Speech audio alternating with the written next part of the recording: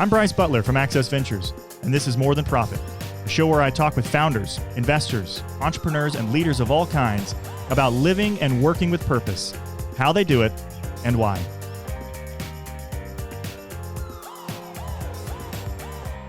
My guest today is a woman that has been a powerhouse since the early days of tech, with her role as a senior executive at AOL and her roles in the private sector spanning nearly 2 decades before she co-founded the Case Foundation in 1997.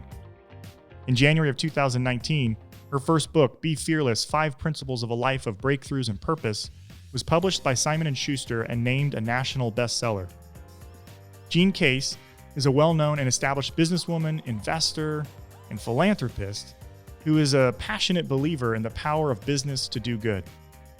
And as the chairwoman of the National Geographic Society, CEO of the Case Impact Network, and Case Foundation, she's been able to steer major organizations towards a more conscious deployment of their assets. I met Jean at a Village Capital event in Salt Lake City back in 2015, and then again at a meeting in Detroit. Over the years, I've had the pleasure to collaborate on various projects, and I've also been one of the many users of the great resources the Case Foundation has produced to build the impact investing field. But we'll get to that later in the program. I wanted to start the podcast focusing first on aspects of her bio oftentimes overlooked. I've come to greatly admire many qualities of Jean over the years, but it's often where we begin that shapes our focus in life. So I was curious about what's not on her bio that has helped inform who she is today. Well, I think that there's some awareness that I'm a philanthropist and an investor and was in tech very early. But I think a lot of people don't appreciate how my life pivoted in a dramatic way because, I started out, I was born in this really small town called Normal. And was it very normal? It was very normal. But my parents divorced when I was young. And so I was raised by a single mom, the youngest of 4. Wow. And so I literally started early life as a recipient of philanthropy. I was on a full scholarship at a private school and then just had truly a tribe of people who just lifted me, mentored me, really brought me along and provided opportunities. So I think what maybe isn't so clear on my bio is, it looks like this sort of perfect climb, but actually there were a series of pivots and failures along the way and really turning from sort of one part of life to another. And I love it because it's allowed me in the last several decades to really focus on trying to empower others because others empowered me. And sometimes I don't think that comes through as clearly on my bio. Yeah, for sure. Well, I was actually curious too, are there any experiences, so from your early years, that are like vivid in your mind that just kind of is stuck? Sure. And Sure. It could be with your mom or it could be some mentor that you mentioned. Sure. Well, just given that sort of impact investing and startups are kind of what we share a little bit. My German immigrant grandparents came to America speaking no English, not a dime in their pocket, and became entrepreneurs and ultimately ended up having a hotel that they ran, and they used to let me stand behind the counter of the hotel and greet guests and try and sell them things. And I think my grandmother realized that when the kid was behind the desk, they did a lot more business. So that was kind of fun. But another really transformative moment for me, I talked about sort of, my journey through life of starting in one way and then kind of ending up in kind of an elite, privileged environment. But when I was in high school, I thought I was going to be a lawyer. And so I was given this internship at with the local mayor, who then became a congressman. But when I went into his law office, Bryce, that was really the first time in my life where I had seen professional people at work because my dad was a long-haul trucker. My mom was a waitress. So I saw people in suits, and I had seen people in suits, but mostly in church. Okay. But I noticed like they conducted themselves differently. They spoke kind of in a different way or a different cadence in a professional environment. And it was really just all learning for me. And I've reflected many times on, well, what if they hadn't taken me under their wing? And what if I hadn't had that opportunity? Would I have learned early kind of some of the almost soft skills that a lot of kids lack when they come out of a blue-collar environment or a more challenging environment? Yeah. So that was definitely a big moment for me. That's amazing. Well, and it's neat because really interesting and humble upbringings It's something you're very appreciative of. Oh, no question. But at the same time, you're a powerhouse. I mean, you're the chairwoman of the National Geographic. You are running the Case Impact Network. You're one of the lead folks at AOL early on in the day. You've done some amazing things, but it seems what's punctured or pointed at each of those things is this deep affection for people. That's right. And this deep affection for community. Right. So how did you take these like lessons from your grandparents, from your single mom waitress, right, and these mentors, right, and kind of how do they become your own?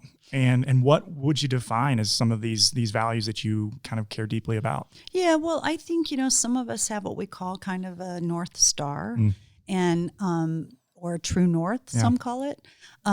For me, it really is about empowering others. It was, as a kid, if, I'd leave my working class neighborhood and go into this incredibly privileged private school environment. And I remember thinking then, gosh, these people in my neighborhood have the same degree of talent and passion, and they work as hard or harder than I see these other people that I have grown to love. So what's the difference? And it became clear very early the difference was really opportunity. And so I think from a very young age, I knew that I would want to try to take whatever skills or gifts I had and really use them to try to bring more opportunity to more people in more places. And although that sounds, my tech career and then, what we're doing around investing and then my work at National Geographic, the common thread really is we're just trying to bring more opportunity to more people in more places with what we do. That's neat. Well, because it started with the Case Foundation, and now you guys have shifted, which we'll kind of get to in a second. Yeah, we have. But early impressive work, recognizing, there's this new field. It's come onto the scene. People have been doing it for centuries, right? The Quakers were early in this idea of impact, alignment, values. Catholic Church. Yeah. So down faith communities of all stripes have been participating in this. That's right. Then you get to Milton Friedman's in the 1970s. And kind of alter that. Yeah, kind of a left turn there. But then you come on the scene with others, but recognize, there's this new interest, a new generation of young people and old people. They're waking up and saying, well, wait a minute, life is more fulfilling than just putting more dollars in my bank account. Yeah. You kind of had the foresight to say, hey, we need to build this field. Like if we don't, it's going to be this good idea that goes nowhere. I think that's right. And, as you point out, Bryce, so we've been deeply focused in the realm of impact investing. And, for us, we define impact investing as, needing to have three things present: intentionality, measurement, and transparency, so that people understand the impact you're setting out to have. So that's really been a key area of focus for us. And we're super excited there about the momentum in that space and how it's growing. We may cross $1 trillion in assets under management in impact investing this year. We'll see, but could be. And then, we see a growing interest in this broader area of ESG, where there's 20 trillion in assets. But then we turn around and look at communities across the United States and frankly across the world, and we see sort of two different pictures, right? We see people who've been able to participate in the economy, people who've been able to bring prosperity, but then, many find it elusive. And so I think our pivot really has been to look at the broader questions around how do we build an economic system, which is capitalism that we celebrate here in America, and how do we make sure we adapt it so that it meets more people in more places and provides more opportunity to people in more places. And I think that's kind of how our focus has shifted somewhat. We're following what we're seeing and hearing out there.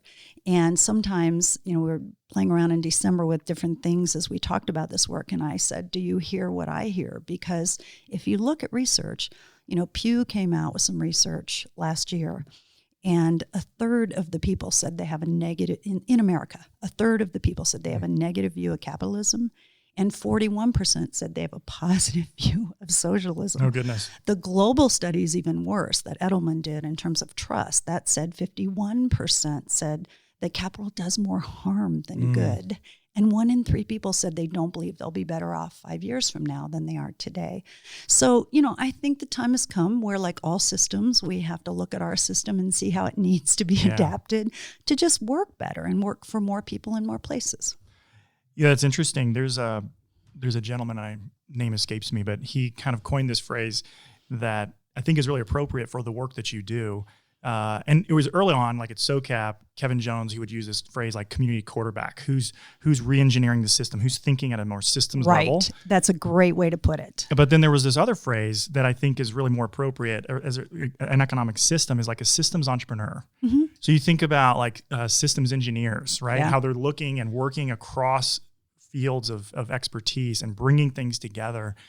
You're really a pioneer, it seems, as a systems entrepreneur, recognizing like, hey, we can't just do grants, right? Can't just do investments that are impactful, and then this other ESG thing. How do we look across the entire spectrum of capital, right? To if the goal is changed communities, more opportunity. Absolutely okay. Right. And, I would add policy to that, right? Yep. Because in almost anything we've done, we've asked the questions about, we're in Washington, D.C., we can walk to the White House from our offices. And we, have worked with most administrations in the past across the aisles. So, no, we think policy will play an important role here as well. But, the funny thing to me is that it's a little bit like Back to the Future, because I just recently was with Ginny Rometty, who is, of course, CEO of IBM. She just announced she's going to be stepping down, but a real celebrated CEO in America of a great company. But, IBM's over 100 years old, and they have a serious track record of really focusing on a number of stakeholder groups that they know help make them successful. They were the earliest in terms of, really having a broad and wide embrace of different kinds of employees long before others were, whether that was gender, whether that was race. They were activists during the civil rights movement. I could go right down the line. And, she said, and I totally agree with her, she's like, talk to any company that's like 100 years old or more, and they'll tell you that was our playbook, to be focused on a multiple set of stakeholders, our employees, our customers, the local community, right? And so it's not exactly a new radical idea. We just kind of got off. We lost sight of that. we got a little off the mark for a few decades as we only focused on shareholder return. So now I think we just, shareholder return has to remain such an important focus and a central focus for companies. But I think we're selling ourselves short if we don't think we can do shareholder return at a great rate and do more and serve more people. Yeah. So going back to impact investing. So one of the questions I've always been fascinated about is this idea of impact investing. So this modifier of impact. Do you think it's ever appropriate or the goal to drop that modifier? Yeah, that's my hope, is that all investing will be impact investing. And by the way, I do believe, as we've said many times in this movement, all investing does have impact. It does. The question is, what impact does it have? And I think I had to learn this in a very real way, because I'd had this portfolio that I'd kept, an investment portfolio from my days back in AOL. And I decided, okay, I've been talking a lot about impact investments. We've been making impact investments, but what if I take this portfolio and take it to 100% impact? So, of course, job one was, well, what's in that now? Because I have, wealth advisors that help me. Yeah. And I was kind of horrified to see what I believed was impact I didn't intend to have, because I just hadn't been paying attention to some of the things and some of the funds, et cetera. So I feel really great today about the path that portfolio is on. But I think for a lot of people, it's really important to just start out realizing that wherever your capital, if you're a consumer or if you're an investor, wherever you're placing your bets or putting your capital, it's having impact. You should understand the impact it's having. How do we shift? So I live in Louisville, Kentucky, so mid-America. And I think Louisville is more representative of the nation than the coastal. Louisville's a great town, by the way. Well, thank you. I think so. We're big champions of Louisville. But I think what we wrestle with are a lot of similar issues, right? We have this massive gap of risk capital for early stage entrepreneurs. We have economic development solutions that really service venture capital backable companies versus the Main Street businesses. Right. We bifurcate our approaches. Right. And then we also have foundations that haven't yet, the staff all want to go in the direction of impact. Right. Because they've drank the Kool-Aid, they've come to conferences. But the power brokers are these investment committees and these boards. No question. Chief investment officers are goodness. big-time gatekeepers when it comes to where the resources are going to go. What would you say to a community like Louisville? What are some ways that we can aggressively be catalytic and moving the needle to take, like in Louisville, for example, $1.2 billion under management in the foundations. Right. That's a lot of money. It is. Parked on Wall Street. It and is. So getting them to think Sure. differently about their money. Sure. Well, maybe I'll just use National Geographic Society as an example here, because we have, interestingly, a $1.2 billion endowment at National Geographic, the size of Louisville's. And, for 132 years, we've been investing in, just audacious explorers and scientists out there on the front lines of the unknown, really trying to, push the envelope of innovation, push kind of almost, into new territory. And we've cared deeply about our planet as well, and conservation and pulling forward important issues that are affecting our planet. And then, we turned around when I became chair and said, so what's in that 1.2 billion where we make investments every day? And there wasn't alignment between the mission of our organization and what we've been doing for 132 years and how we're spending our money over on the endowment part, which is 1.2 billion. So we immediately adopted an impact investing focus. We started with toe in the water, saying we'll take 5% of our endowment so that we could bring people along. And the reason that I use that as an example, Bryce, is in working with a number of foundations and endowed institutions across the country. What we've said is, can you take a toe in the water approach? Can you try? Can you apportion a small amount to begin understanding what does this look like? What are the opportunities? Additionally, there's a overwhelming, compelling set of data to suggest that across asset classes, and we found this true at National Geographic, our impact investments are often outperforming their counterparts in the same asset class. So I think just making sure people know the data out there, because there is this great myth, and I've written about it many times, that if you're looking for impact, it's going to be concessionary in your return. And the data is very clear from the most respected, financial analysts and research houses that, if anything, impact generally represents an outperformance. Yeah, no doubt. And that's part of the hurdle, I think, too, because it's like we have all this data now, right? 15 years at least of like where it outperforms. Right. We've got family foundations and high net worth individuals that are putting their money where their mouth is and going in this direction. Right. What are the hurdles that you see that we still need to kind of overcome for more kind of mainstream adoption? Yeah, so let me talk about a couple of ways we've tried to sort of fill some what we see as gaps out there, opportunities to bring people along. One of the first things we did was publish something called A Short Guide to Impact Investing. And boy, that thing has been used in more places than we could have ever dreamed, okay? But that really is a primer, right? It's a great conversation starter. Like, what are we talking about here? And what are some examples of impact investing? But then we also realized, there is a broad ecosystem out there. What we see with some CIOs who are very skeptical or organizations that are fearful is we really needed to unveil the broad ecosystem that exists today. So we put something called the Impact Investing Network Map out. It's a visualization tool that lets you see where investors are, where they're investing. You can search it by sector. You can search it by geography. You name it. And we have, I think the latest number is something like 15 to 20 billion in assets that we're tracking of investments that have gone forward. And the idea of that is, look, this isn't something that just dropped out of the sky yesterday. There's a real marketplace at work here and a lot of really credible people who are in and making investments and feeling really good about the returns on those. That's awesome. So then getting to the Case Impact Network. So formerly Case Foundation, now kind of rolling it up, new kind of aggressive, it sounds like, and an exciting future. So pivoting to this economic system change for the future. Yeah. Talk a little bit about that and what excites you about the future. Sure. Well, I think, anyone looking at trends should see that there is growing momentum. The Business Roundtable, which represents the largest firms in the United States, the largest companies, their CEOs sit on the Business Roundtable. And last August, they put out a redefinition of the purpose of business. Okay, which is not a small thing. Which is not a small thing. And trust me, it was no small deal to get 181 CEOs agreeing on what that statement would be.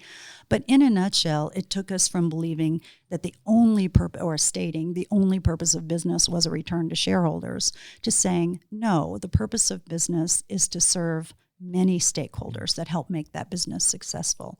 And, the super exciting thing there is we're seeing companies like Airbnb, naturally a new generation company doing it first, but Airbnb coming forward and saying they're going to have a stakeholder committee on their board. And more importantly, they're going to change our compensation levels for their employees to basically reward more stakeholder service, if you will. So thinking about the customer, or thinking about, what it takes to make a positive employee. As opposed to just sales type As opposed orientation. to just profits. That's exactly right. So profits remain a big part of their focus, of course. But they, as a new generation company, are saying, hey, we can walk and chew gum too. Yeah. We can actually have profits and serve our stakeholders better, and we'll be a stronger company in the long run. Yeah, it reminds me of kind of Wendell has talked a lot about true cost accounting. Right. So like when you say profit, we immediately think financial. Right. But if we reimagine profit, right, what does that mean for a community and people? Yeah, and in the realm of sustainability and climate change, it's becoming, clearer and clearer that companies that are really tackling those issues today are mitigating future risk. Yep. So they will be rewarded in terms of where investors will place their bets, because, at the end of the day, it's all about risk and reward when you're, placing your bets as an investor. And those companies that are mitigating it by dealing with issues today that could otherwise affect them in the future, I think really in the end, those will be the winning companies. Yeah, mitigating risk, creating a greater work environment. No question. And providing more opportunities for people that didn't have those historically. Right. So I think those are beautiful. Yeah. Well, Bryce, I mean, this new generation, millennials, the largest workforce in American history. And, they just want to see things done differently than their parents and grandparents did them. And CEOs are well aware that to attract and retain best-in-class talent, they're going to have to adapt their practices to meet more people in more places. Yeah. I want to thank you for your time and your just amazing leadership in this space. Thanks, Bryce, and thanks for all you do. It's a real joy to be with you this morning. You can keep up with Jean by following her work at Forbes.com, where she's a regular contributor focusing on this new form of inclusive capitalism. You can also check out the impact investing tools that she mentioned on this week's episode at casefoundation.org and stay up to date on the new initiatives of the Case Impact Network that were launched in January of this year at caseimpactnetwork.com. Again, this is the first episode of More Than Profit. If you like what you've heard, please drop us a review, subscribe, and stay tuned for next week's episode. You can check out our work at accessventures.org. I'm Bryce Butler of More Than Profit. Thank you for listening.